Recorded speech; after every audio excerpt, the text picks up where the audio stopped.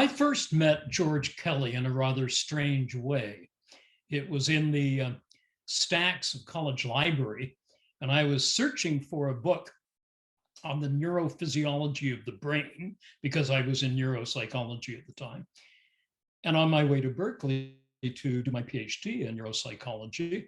And instead of reaching the book I wanted, I stumbled across a book called The Psychology of Personal Constructs by George Kelly. And before putting it back, I thought, well, I think I've heard of this guy. So I opened it and I started reading, and 3.5 hours later, I had totally changed the direction of where I was going in the rest of my academic life, because George Kelly's book was transformational for me. Why? What did he say? What moved me so much that I was stiff from sitting on the floor for 3.5 hours? First of all, it was deeply personal. Like all good teachers, his personality shone through in his writing, as I would subsequently find out when I met him a few years later. He was totally challenging the view of psychology at the time.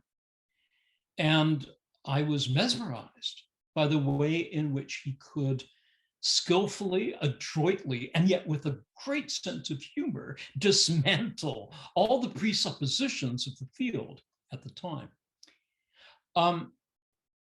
I subsequently went to Berkeley, established a correspondence with Kelly, and who was then at the Ohio State University. I was heading down to Berkeley.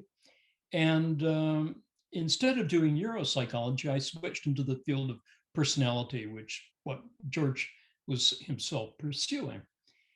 And started regarding myself as a Kellyan, even though nobody else there was of that particular persuasion. But the image that I had created of him in the stacks in a library as a teacher, reaching me deeply personally, stuck. And I was just delighted about 16 months later when he came to Stanford to give a course. And I would go down from Berkeley, about an hour's drive, and met him personally. And everything that I had anticipated about him turned out to be true. He was challenging. He was delightful. He was funny. And he was deeply George. He was himself, inimitable. And a good example is in the course, instead of people choosing their small topic to write on term paper, the topic was create your own theory of personality. That's a pretty audacious request of students who are trying to learn what personality is. And of course, I was smitten. To me, this is exactly what I wanted to do. And we had some wonderful conversations in his office. And I wanted to, because he loved people challenging him, I wanted to challenge him about this view that he had that everybody is a scientist, not behaviorism or psychoanalysis, which sees us as passive creatures. George wanted to know, in what ways are we testing out hypotheses in our daily lives, not with PhDs, but as sentient creatures. And I agreed completely with this transformation of the way the field is to work. But I wanted to challenge him on one, and I said, but imagine, George, if the impact of listening to jazz has, it's really important to me to listen to jazz. That is a more passive aspect of the human condition. And he leapt out of his chair. He said, you see, when you're playing jazz, notice he switched from listening to playing jazz, you intone the jazz with your own personal constructs, your own particular rendition. You don't just play the notes, you express your own idiosyncratic view. I thought that was terrific. And I left by saying, I think I've confirmed that I'm a Kellyan. And he stopped me on the way out of the office and he said, don't be a Kellyan, be a Kelly.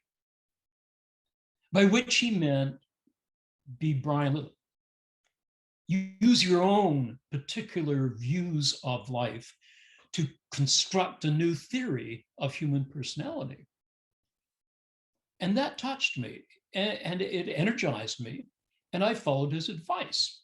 And I've spent the rest of my career. I think that the impact of a great teacher is that they get you to reconstrue the paths you're on. And George Kelly, both in his books and in his delightful conversation, and in his personal generosity, and in the glint in his eye when he challenges authority, he set me on the road to doing something that I've adored the rest of my life.